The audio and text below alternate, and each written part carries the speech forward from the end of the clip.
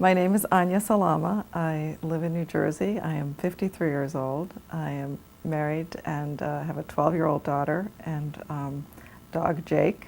A few years ago, I discovered that I had bladder prolapse. And when I went to see my regular gynecologist, she sort of said, well, this is very common with women that have children. It happens all the time.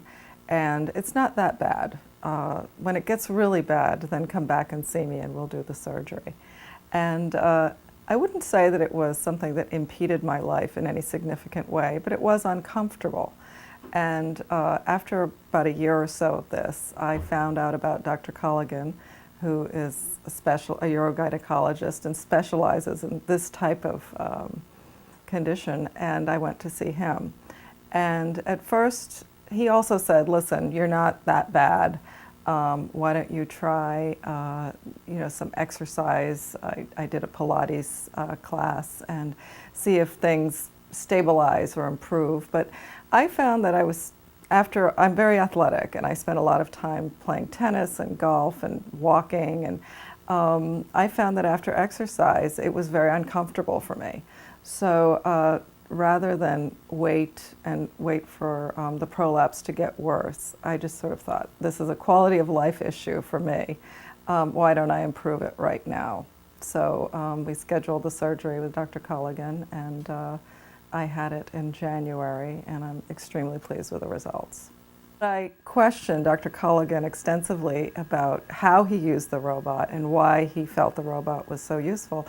And I came away with a sense that it's definitely a great tool for someone who has to be on their feet for 5.5 hours doing this type of surgery, that it really, if nothing else, it's a great help to the surgeon.